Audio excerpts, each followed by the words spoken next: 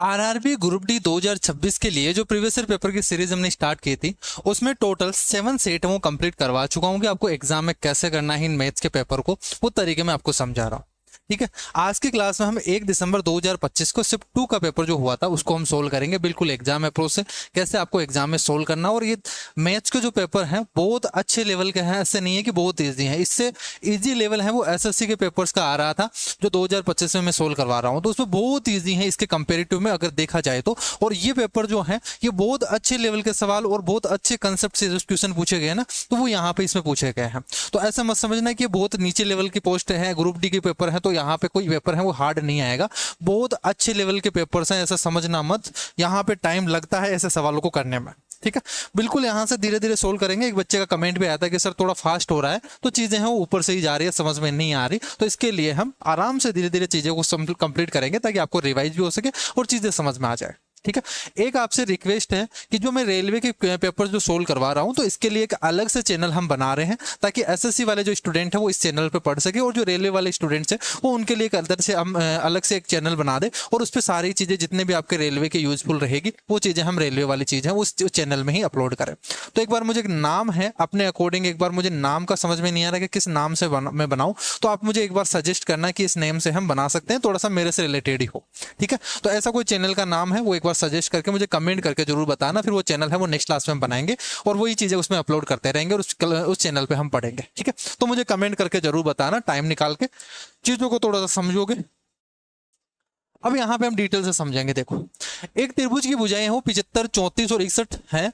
34 centimetre लंबाई वाले भुजा के संगत इसके शीर्ष लंबाई बतानी, यानी आपको हाइट पूछी गई है 34 सेंटीमीटर के संगत, यानी आपसे एक ट्राइंगल दे रखा है और इस ट्राइंगल में ये बेस है वो 34 है, इसके संगत बताना है, यानी वाली हाइट आपको बतानी है। ठीक है, ये 34 है तो ये 75 होगी, ये 61 होगी। अब देखो, अगर ये h निकालना है तो h कैसे निकाला जाए। अब इसका कोई डायरेक्ट तो फॉर्मूला है नहीं, तो इसके लिए हम एक अलग सा जुगाड़ लगाते हैं। क्या करते हैं कि इस ट्राइंगल का हम एरिया निकाल लेते हैं और उस एरिया को क्या कर देंगे, बेस इंटू हाइट करोगे, हाफ बेस इंटू हाइट, तो हाइट आ जाएगी, बेस हमारे पास में पता ही है। तो मैं क्या करूंगा, इसका एरिया निकाल लेता हूँ। और एरिया कैसे निकालोगे, तीनों साइड है वो अलग अलग है, ट्रिपलेट काम नहीं कर रहा, तो आप क्या लगाओगे, हीरोज फॉर्मूला लगाओगे। हीरोज फॉर्मूला से हमारे पास में एरिया आ जाएगा। तो हीरोज फॉर्मूला के लिए क्या होता है भाई, एस निकालना पड़ेगा, तीनों को जोड़ो आधा करो, तो यहाँ 7 और 3 10 और 16, 160 तो एक हो गया, 160 और 170 हो गया। 170 का आधा करोगे, 170 का आधा कितना हो जाएगा, 85 हो जाएगा। तो एस माइनस ए करोगे, 75 घटा दोगे 10 बच जाएगा, एस माइनस ए। एस माइनस बी, यहाँ 61 घटाओगे तो यहाँ हो गया 24, और एस माइनस सी 34 घटाओगे तो ये हो गया 51, और इसका रूट कर दोगे, क्या हमारे पास में एरिया आ गया। ये जो एरिया है वो किसके बराबर होगा, इस ट्राइंगल के एरिया 1/2, बेस क्या है हमारे पास में 34 है, और मुझे क्या चाहिए, हाइट चाहिए, तो h निकाल लेंगे। क्या इस तरीके से मैं सोल्व कर दूं, और इसको अगर सोल्व करेंगे तो हमारे पास में आ जाएगा। देखो 2 से काटेंगे 17 बार चला गया, और इधर से फिर 17 आएगा, 17 कॉमन आएगा, देखो 17 तिया 51 और 17 तो 17 बाहर आएगा, वो 17 इससे कट जाएगा। अब यहाँ पे क्या बचा, देखो 24 है और यहाँ पे 5 है, एक 5 ये रहा, एक 5 इसमें है, तो 2 बार चला गया, 5 बाहर आ गया। यहाँ 2 है, यहाँ पे 8 है, 8 दूनी 16, तो 4 बाहर आ जाएगा, 4 आ गया। ठीक है, 2 यहाँ से 8 यहाँ से, तो 8 या 24 3 बच गया, और 3 बच गया, तो यहाँ पे 3 बाहर आ गया रूट से, तो ये हमारे पास में हाइट हो जाएगी 5 चौक 20, 20 या 60 सेंटीमीटर क्या होगी इसकी हाइट हो गई। ठीक है, तो ऐसे सोल्व कर दोगे। इस वाले कंसेप्ट को याद रखना, बहुत सवाल है वो पूछे जाते हैं इस पर। रमन की आय हो 12,000 रुपए है, वह अपनी आय का 27% बचाता है, उसकी आय में 20% की वृद्धि हो जाती है और व्यय में 15% की वृद्धि हो गई, तो बताइए उसकी बचत में कितने बचत होगी। तो यहाँ पे आपको एग्जैक्ट ही पूछा गया, अगर परसेंटेज में पूछा गया होता तो इस डाटा की जरूरत नहीं पड़ती, हम डायरेक्ट परसेंटेज से ही परसेंटेज निकाल लेते, लेकिन यहाँ एग्जैक्ट पूछा गया तो फिर आपको एग्जैक्ट ही सोल्व करना पड़ेगा। कैसे भाई, इसके इनकम है वो 12,000 रुपए थी, 12,000 रुपए अगर इसकी इनकम थी तो खर्चा कितना था, यह सेविंग है वो 27% थी, तो इसकी सेविंग है वो 27%, यानी इसका 27% निकाल लो, तो ये हो गया 2700 और 27 दो 54, 2700 और 540, तो 27 और 3340 हो गया क्या, 3240 भाई, 2700 तो एक हो गया और 27 दो 54, 540 एक हो गया, तो 3240 रुपए है वो इसकी सेविंग थी।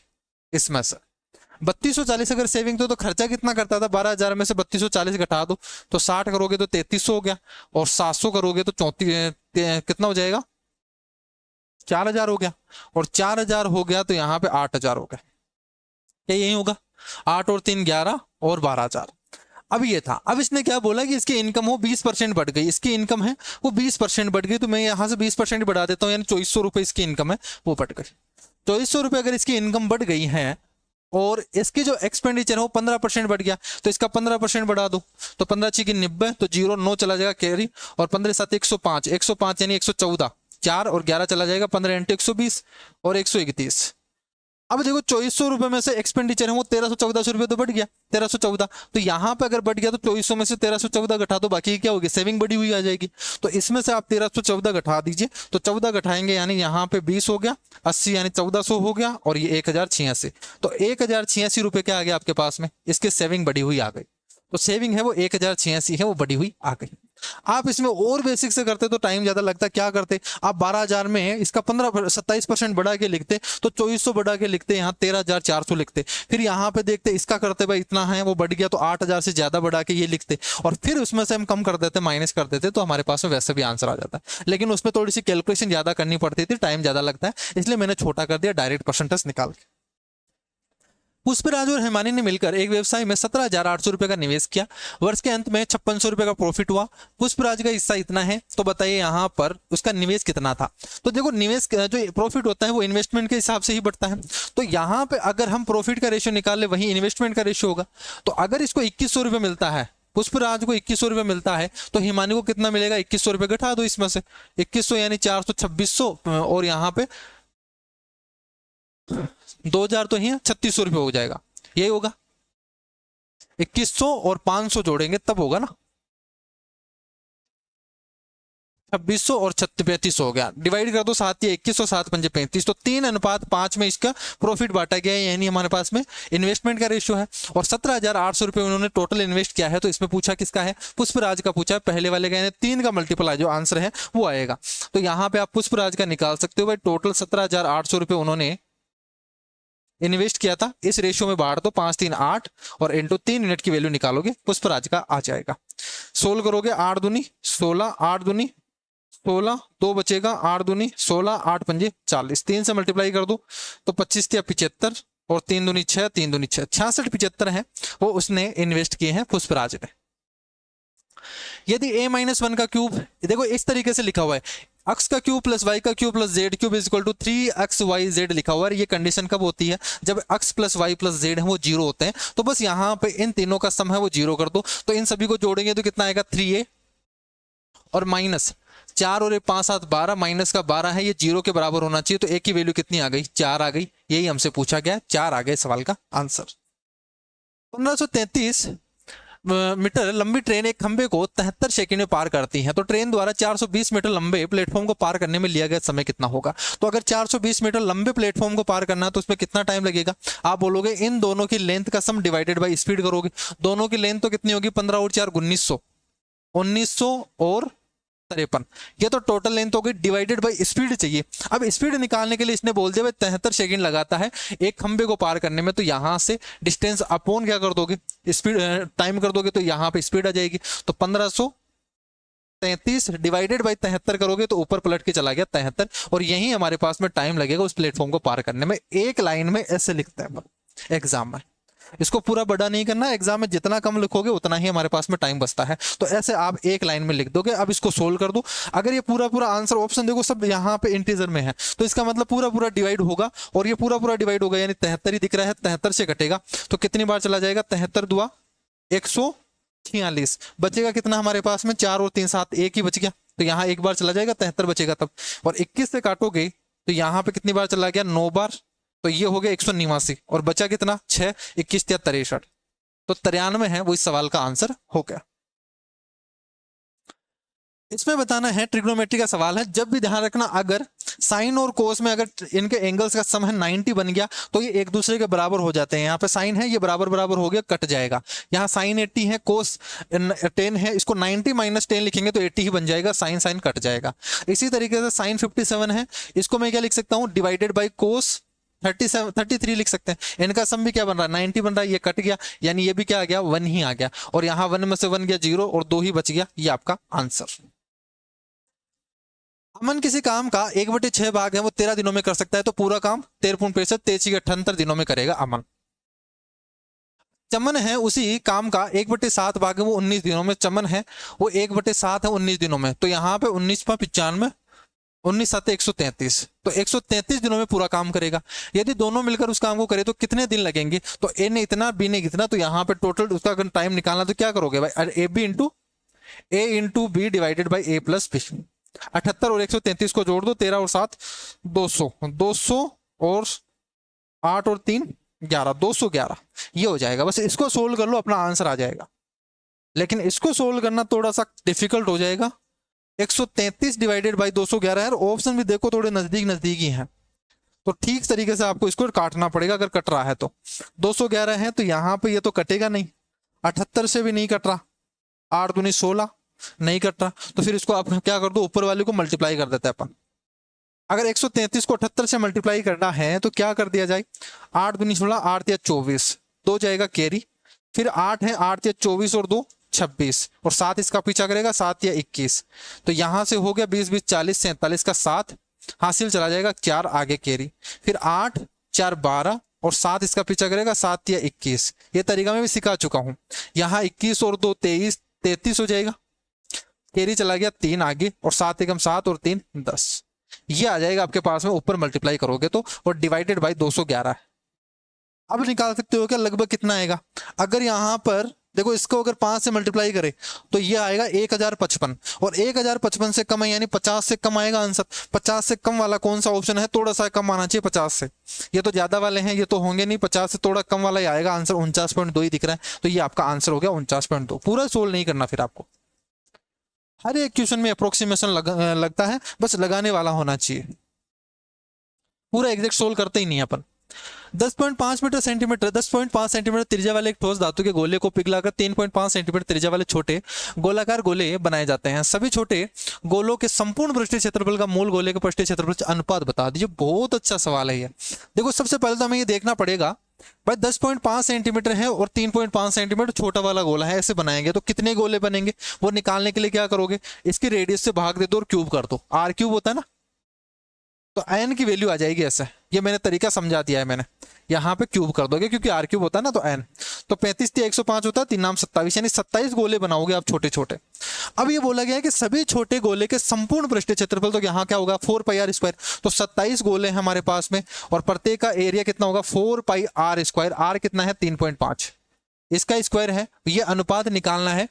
मूल गोले का मूल कितना है 10.5 सेंटीमीटर त्रिज्या का, तो यहाँ पे इसका पृष्ठीय क्षेत्रफल क्या होगा 4πr² 10.5 का स्क्वायर, ये होगा, यही रेशियो पूछा गया है, तो बस सोल्व कर दो। 4π से 4π चला गया, 3.5 है, 3.5 से काटोगे तो 35 × 105 होता है, 3 का स्क्वायर होगा तो 3 × 9 हो गया, और 9 से काटोगे तो 9 × 27 हो गया, 3 बार चला गया, तो 3:1 है वो इनका रेशियो आ गया, 3:1 है वो सवाल का आंसर हो जाएगा, ये आ गया। 1014 प्रति मिक्सर की दर से 250 मिक्सरों के उस बिल का निपटान एक क्रेडिट कार्ड से किया जाता है जिस पर 30% और 15% की डिस्काउंट दी जाती है, और कार्ड द्वारा अगर करते हो तो 20% का अतिरिक्त डिस्काउंट और मिल जाता है। तो बताइए भुगतान की जाने वाली राशि कितनी है, एक लाइन में लिखो इस सवाल को, देखो कितने में, यहाँ पे 1014 में, और कितने मिक्सर हैं 250 मिक्सर है, 250 मिक्सर है, तो टोटल प्राइस इतना होगा। अब इस प्राइस पे कितना डिस्काउंट मिला 30% का, 30% का मतलब 10 रुपए की चीज पर 3 रुपए का डिस्काउंट देगा तो 7 रुपए में देगा उसको। 15% डिस्काउंट यानी 20 रुपए की चीज पर 3 रुपए का डिस्काउंट देगा तो 17 रुपए में बेचेगा, और फिर क्रेडिट कार्ड से और देता है तो 20% का और डिस्काउंट मिल जाता है। 20% का मतलब 1/5, 5 रुपए की चीज पर 4 रुपए का ही देगा। तो ये हमारे पास में एक लाइन में आ गया, इसको सोल्व कर लो आंसर आ जाएगा आपका। ऐसे कंसेप्ट हम लगाते हैं। यहां सोल्व करोगे तो यहां हो गया हमारे पास में 5 से काटोगे 50 बार चला गया, 0 से 0 चला गया, 5 से काटोगे 4 बार चला गया, 4 इससे कट गया, तो हमारे पास में बस यही बचा है, मल्टीप्लाई कर दो, 7 चौक 28, यूनिट डिजिट अलग अलग हो तो काम चल जाएगा हमारे पास में। यूनिट डिजिट से भी देखो 7 चौक 28 और 8 6 48, यूनिट डिजिट है वो 8 आएगा, ये अपना आंसर आ गया। फिर 4 है, 7 चौक 28, 8 हो गया, 8 7 56 आ रहा है तो 6 वाला आएगा, 2 ऑप्शन हो गए, फिर एग्जैक्ट सोल्व करना ही पड़ेगा।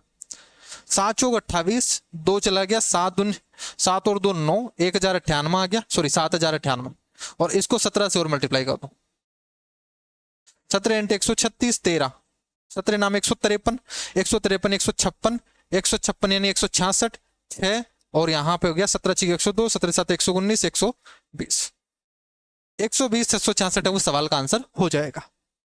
लाल और हरे गुलाबी टोकन वाले एक बैग में लाल और हरे, रेड और ग्रीन, इसका जो रेशियो है वो 14:8 है, तो मैं बोल देता हूं 7:4 है, ऐसे बोला गया।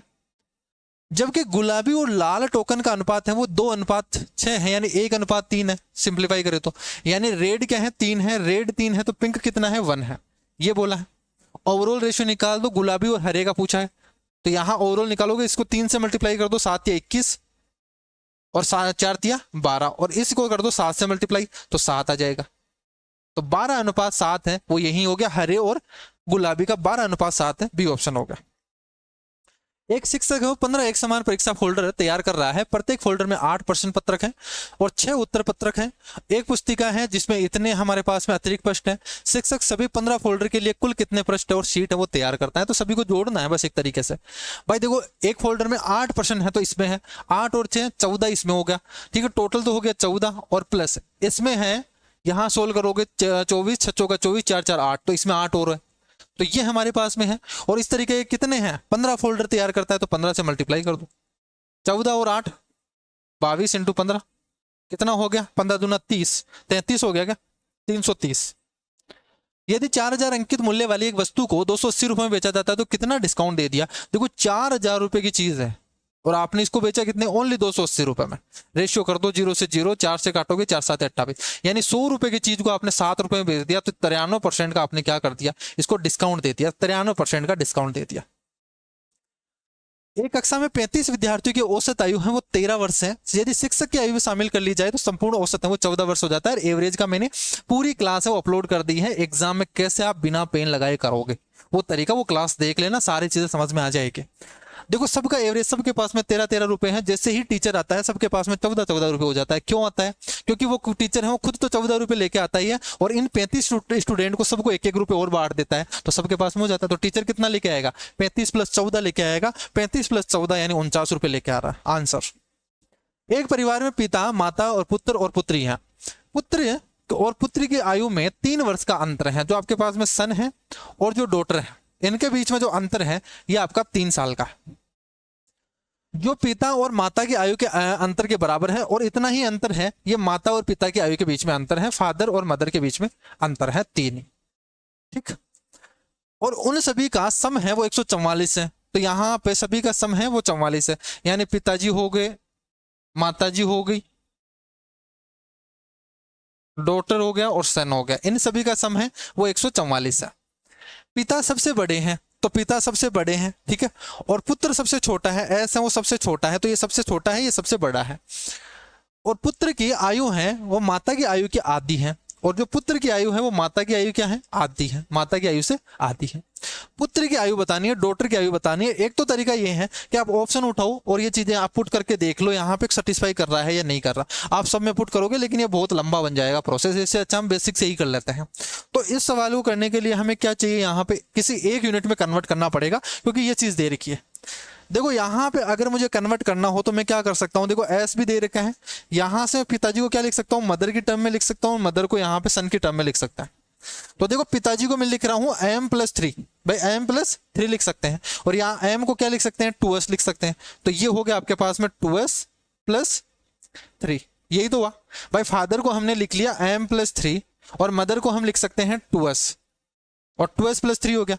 मदर की जगह हम लिख सकते हैं 2s प्लस, डॉटर की जगह हम लिख सकते हैं 3+s, 3+s लिख सकते हैं, और s की जगह s रहने देते हैं। ये हो गया आपके पास में 144, यही हो गया क्या। सोल्व कर दीजिए यहाँ से, 2 और 2 4, 5 और 6, 6s हो गया, और यहाँ पे हो गया 3 और 3 6, 6 इसमें से घटा दोगे तो ये हो गया आपके पास में 138। तो s की वैल्यू आ गई 6 दूनी 12 और 6 तिया 18, यानी s की यानी जो बेटा है वो 23 साल का है। तो अगर बेटा 23 साल का है तो उसकी पुत्री यानी जो पुत्री है वो तो कितने 3 साल का अंतर था, वो बड़ी है। डॉटर सन सबसे छोटा है तो डॉटर सबसे बड़ी है, तो पुत्री जो होगी वो क्या होगी, 3 साल बड़ी होगी। तो अगर ये 23 साल की है तो डॉटर क्या होगी, 26 साल की होगी क्या, 3 साल बड़ी होगी, 26 आ गया सवाल का आंसर।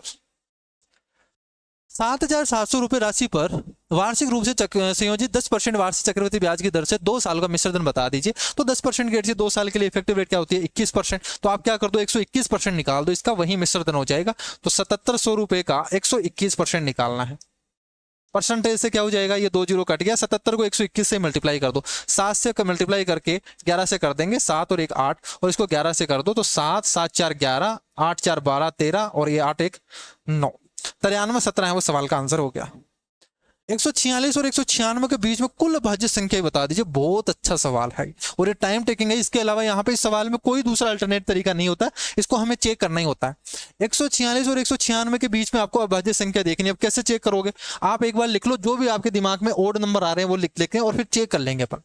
146 के बाद में देखो क्या होगा, 147 हो गया, 149 हो गया, 151 हो गया, 153 हो गया। अब इसमें से काटेंगे हम, चेक करेंगे बाद में। 155 हो नहीं सकता, 157 हो गया, 159 हो गया, 161 हो गया, 163 हो गया, 167 हो गया, 165 तो होगा नहीं ना, 169 हो गया, 171 हो गया, 173 हो गया, 175 होगा नहीं तो 177 हो गया, 179, 181 और 183 और 187 और फिर कितने तक 196 तक जाना है, 189, 191 और 193, 195 होगा नहीं।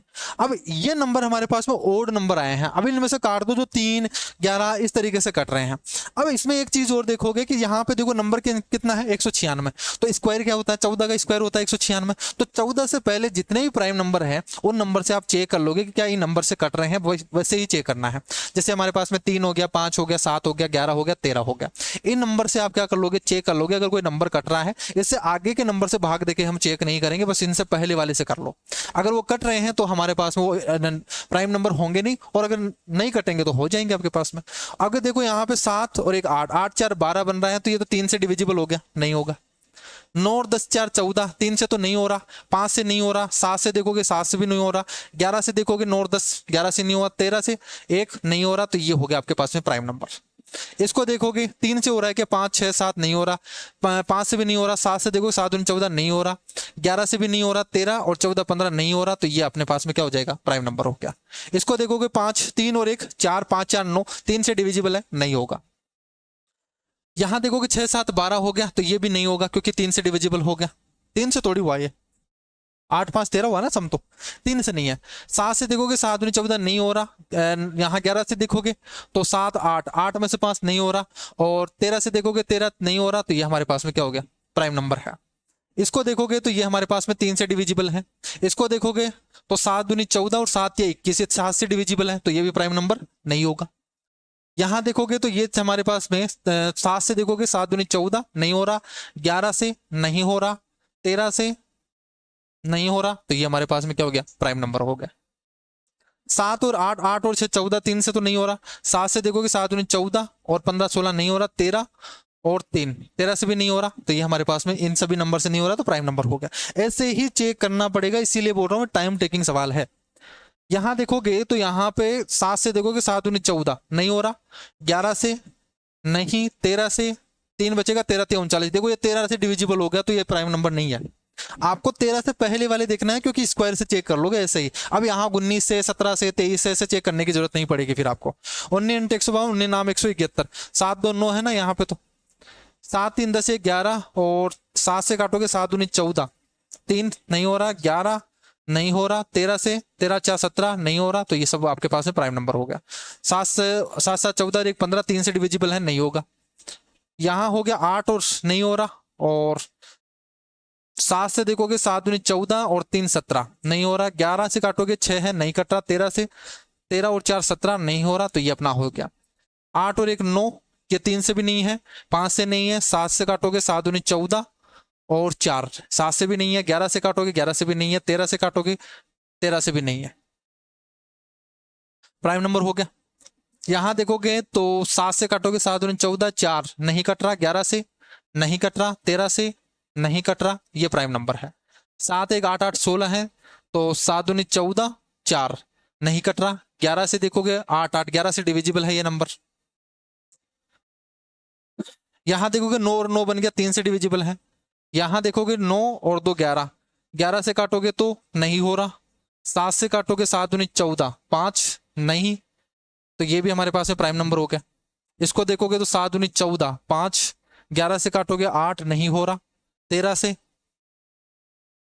13 और 7, 13 से भी नहीं हो रहा, तो ये हमारे पास में क्या हो गया, प्राइम नंबर हो गया। टोटल काउंट कर लो कितने हैं, 1 2 3 4 5 6 7 8 9 10 11 नंबर आ रहे हैं। ठीक है, एक बार और चेक कर लो अगर यहाँ पे कुछ गलत हो गया हो तो। 7 और 3 10 11, 149 है, 9 और 10 4 14, 13 से काटोगे 13, 3 4 5 6 7 10 11 आ रहे हैं इसमें। ऑप्शन में है हमारे पास में, देखो सारे ऑप्शन दे रखे होंगे, इसमें एक भी गलत हो गया तो आपका आंसर गलत हो जाएगा। ठीक है, इसमें जब चेक है तो यहाँ पे कम आना चाहिए, एक कोई ना कोई एक नंबर है वो हमारे पास में ज्यादा आ रहा है। देखो 7 से काटोगे 7 दूनी 14 और 5 है, 11 से 3 4 नहीं है, और इसको देखोगे 7 से 7 दूनी 14 और 5 बच गया, नहीं कट रहा। 13 से काटोगे 13 और 6, 13 से भी नहीं कट रहा, 2 है, 11 से भी नहीं कट रहा। इसको देखोगे 7 दूनी 14 और 4, 7 से नहीं है, 3 6 18, ये तो 3 से है ना, पूरा पूरा डिविजिबल है ना ये तो, ये कहां से हो गया, 18 और 3 है ना, तो यहाँ पे एक कम हो गया, 10 होगा, यहाँ पे 10 होगा। अगर यहाँ पे एक सिंगल में भी आप गलती कर दिए तो फिर आपका आंसर है वो गलत आ जाएगा। इसलिए बहुत अच्छा सवाल है, इस तरीके के सवाल को टाइम हो तो किया करो, नहीं तो फिर स्किप करके छोड़ आना इस सवाल को। ठीक है, टाइम लगता है ऐसे सवाल में। यदि इस आंकड़े में बहुलक है वो 7 है, बहुलक का मतलब जो बहुत बार आया है, तो बहुत बार कौन सा आया है, तो इसका बहुलक 7 यानी 7 बहुत बार आया है, तो 7 ही होना चाहिए फिर तो आंसर। 1 2 3, 3 बार ये 7 आया है, 1 2 3 है 8, यानी 7 एक बार और आ जाए तो 4 बार हो जाएगा, बहुत बार आ जाएगा, तो इसका बहुलक क्या होगा, 7 है, तो अक्स की वैल्यू भी 7 ही होनी चाहिए। ए बी सी एक काम को 2 3 और 6 दिनों में कर सकते हैं हम, और इसी काम का 3 गुना अगर करना हो तो कितना समय लगेगा, तो टोटल वर्क मान लो 6 है, इनकी एफिशिएंसी कितनी आ जाएगी, 2 3 1, और टोटल अगर हमें काम करवाना 6 तो 6 डिवाइडेड बाई 2 प्लस 3 प्लस 1, और इस तरीके कितने काम करवाना है, 3 गुना, ये 3 गुना 6 डिवाइडेड बाई 6, 3 ही लगेगा यहाँ पे आंसर। एक महिला 80 मिनट तक 20 मीटर पर मिनट की चाल से, 60 मिनट है वो 55 मीटर पर मिनट की स्पीड से, और उसकी एवरेज स्पीड बतानी है। एवरेज स्पीड क्या होता है, टाइम एंड डिस्टेंस में कंप्लीट करवा चुका हूँ, आप चाहे वो एसएससी सीजीएल के लिए हो चाहे कोई सा, वो कंसेप्ट मैंने सारे समझाए, वो क्लासेस आप देखना है आपको, जो चैप्टर वाइज मैंने सीरीज स्टार्ट की है उसकी क्लासेस कंप्लीट देखनी है, तो आपको ये चीजें बहुत ईजी समझ में आ जाएगी। एवरेज क्या होता है, total distance upon total time. Total distance क्या होगी हमारे पास में, तो 80 की स्पीड, 20 की स्पीड से 80 मिनट, तो 8 दूनी 1600, ये 1600 मीटर चल गया, और यहां पर 55 इंटू 6 करोगे, 56 30 33, इतना होगा क्या, 56 30, 3000 और 300 divided by total time, 80 minute और 60 मिनट, 8 और 6 14, 140 minute. Total distance upon total time करते हैं, सोल्व कर दो, 0 से 0 चला गया, और 33 और 16 जोड़ोगे तो 33 और 16 कितना हो गया, यहाँ पे हो गया हमारे पास में 33 यानी 43, 43 और 6 49, 490 डिवाइडेड बाई 49, 14 42, और 7 बचेगा, 14.70, 35 आ गया सवाल का आंसर। 24 मीटर लंबे एक तार को 3 टुकड़ों में विभाजित किया जाता है, सबसे बड़े टुकड़े की लंबाई है वो सबसे छोटे टुकड़े की लंबाई की 3 गुनी है, सबसे बड़े टुकड़े की लंबाई है वो 3 गुनी है छोटे वाले से, और 2 बड़े टुकड़ों की लंबाई का अंतर है वो 2 छोटे टुकड़ों की लंबाई के अंतर के बराबर है, सबसे बड़े टुकड़े की लंबाई बता दीजिए। इसको तो मैं ऑप्शन से ही कर लूँ, अगर सबसे बड़ा टुकड़ा 18 है तो सबसे छोटा क्या होगा, इसका 1/3वां हिस्सा, तो 3 6 18, छोटा वाला 6 होगा, 8 और 6 14, इसका सम है वो 24 होना चाहिए, तो ये तो होगा ही नहीं, यहीं पे 24 हो गया, तो ये नहीं हो सकता। इसको अगर 10 को चेक करेंगे, 10 3 से डिवाइड नहीं है, पॉइंट में आएगा, वैसे नहीं होगा। 15 है, यहाँ पे देखोगे 3 पंजे 15, तो छोटा वाला क्या होगा, 3 से भाग दे दोगे 5 होगा, 15 और 5 20 हो गया, तो बीच वाला क्या होगा, 4 होगा, बीच वाला टुकड़ा 4 सेंटीमीटर का होगा। और ये बोला गया है कि बड़े बड़े का डिफरेंस और छोटे छोटे का डिफरेंस वो बराबर होना चाहिए। इसका डिफरेंस कितना आ रहा है, 11 डिफरेंस आ रहा है, इसका डिफरेंस 1 आ रहा है, तो बराबर नहीं हुआ, तो ये नहीं हो सकता। 12 देखोगे तो छोटा वाला क्या होगा, अगर ये 12 है तो 3 चौक 12 यानी 4 होगा, और ये कितना होगा, 12 और 4 16 यानी ये 8 होगा। इनका जो डिफरेंस है वो 4 आ रहा है, इनका जो डिफरेंस है वो 4 आ रहा है, क्या बराबर आ रहा है, क्या बिल्कुल बराबर आ रहा है, सेटिस्फाई कर गया, ये आपका आंसर हो गया। ऑप्शन से कर दोगे, क्लियर है, ऐसे कर दो। 1/20 है वो 10/70 का कितना परसेंट है, तो 1/20 है डिवाइडेड बाई 10/70, इंटू 100, तो क्या हो जाएगा 1/20 नीचे और 70 पलट के ऊपर चला जाएगा और इंटू 100, 2 जीरो से 2 जीरो, 70 को 2 से काटोगे 35%। यदि एक आयत का क्षेत्रफल 195 सेंटीमीटर स्क्वायर है, लंबाई हो 15 सेंटीमीटर, आयत का परिमाप बताओ। अगर क्षेत्रफल इतना है, लंबाई इतनी है, तो भाग दे दोगे, तो यहाँ पे चौड़ाई कितनी आ जाएगी 15 और 15 ते 45, चौड़ाई आ गई 13, और पेरीमीटर निकालना है तो दोनों को जोड़ के डबल कर दो, 13 26 दो 28 का डबल कर दोगे 56 आ गया। एक वस्तु का क्रय मूल्य 10,720 रुपए है और इसे इतने में बेचा गया है, तो बताइए कितना हानि किया गया है। तो यहाँ पर कितना कम किया गया है, परसेंटेज देख लेंगे फिर। 720 से 862 कर दिया, तो आपको यहाँ पर 142.4, नहीं कम है ना, यहाँ पे कम करना है, तो 0.6 करोगे तो ये हो गया 63, 63 और 7 करोगे तो 70 हो गया, 70 और 50, ये हो गया 920, ठीक 920 होगा। और फिर तो और चाहिए, तो वैसे पूरा ही करना पड़ेगा फिर तो इसको। 10,720 रुपए का खरीदा था, 9,862.4 में बेच दिया, 0.6 7, एक बचेगा 6 5 11, और यहां बचेगा 6 8 बचेगा, ये 9 हो गया, तो ये हो गया 857.6 में कर दिया क्या इसको, 8 8 16, 857.6 का डिस्काउंट दिया है। अब देखो 857.6 है, वो इसका कितना परसेंट है, उतना ही डिस्काउंट दिया गया होगा, तो यहाँ पे इसका कितना परसेंट है, ऑप्शन देखो 10 6 5, 10 तो नहीं है, 10 होता तो 10% होता तो हमारे पास में 1072 होता, ठीक है। 800 है तो 8 का मल्टीपल चेक करोगे, 8 है, 8 दूनी 16, 8 7 56, 8 ही है पूरा का पूरा, इसका 8% है, 8% निकालोगे तभी तो आएगा, तो 8 आ गया इस सवाल का आंसर। तो आपको पूरा एग्जैक्ट सोल्व करने की जरूरत नहीं है, कई बार आप बेसिक तरीका डायरेक्ट लगाओगे तो वैसे भी आ जाता है आंसर। यदि किसी संख्या के 20% को 72 में जोड़ा जाता है, परिणाम वही संख्या प्राप्त हो जाती है। तो 20% में जब 72 जोड़ते हो तो 100% आता है, तो डिफरेंस कितना हो गया 20 और 100 के बीच में 80 का, 80% की वैल्यू 72 है। पूछा क्या है, उसी संख्या का 80% कितना है, तो 72 ही है आंसर। क्रमशः 57 मीटर और 399 मीटर लंबाई वाली दो लकड़ी के छड़े हैं और छड़ों को बराबर बराबर लंबाई के टुकड़ों में काटा जाना है। प्रत्येक छड़ की अधिकतम संभव लंबाई बतानी है। इन दोनों का एचसीएफ बता दो, इन दोनों का एचसीएफ यानी कॉमन क्या आ रहा है। तो ऑप्शन देखोगे सभी यहाँ पे 57 आना चाहिए, ये भी 57, ये 57 से भाग जाना चाहिए, तो एक ही ऑप्शन होगा फिर तो 57। एचसीएफ निकालना है दोनों का कॉमन, तो ये भी 57 से ही क्या है हमारे पास में डिविजिबल है। तो 57 मीटर के काट दो, इसका एक टुकड़ा हो जाएगा, इसका 36 18 26 का 36, तो लगभग 6 टुकड़े हो जाएंगे, 6 7 42, जो भी काटोगे उतने टुकड़े हो जाएंगे यहाँ पे, ठीक है। इस तरीके से सोल्व कर दोगे। तो ये जो 25 सवाल हैं बहुत अच्छे लेवल के सवाल हैं, और इस तरीके से जब आप कंसेप्ट लगाओगे, सारी चीजें अगर एग्जाम वाले तरीके से करोगे तो क्वेश्चन बहुत कम टाइम में भी होगा, वो चीजें हैं वो अच्छी तरीके से आपको समझ में भी आएगी। इन क्वेश्चन की पीडीएफ है आपको टेलीग्राम चैनल पर मिल जाती है, डिस्क्रिप्शन बॉक्स में उसकी लिंक दी हुई है, टेलीग्राम चैनल को ज्वाइन कर लीजिए, वहां से पीडीएफ को डाउनलोड करके खुद भी एक बार इसको सोल्व करना कैसे हमने किया है।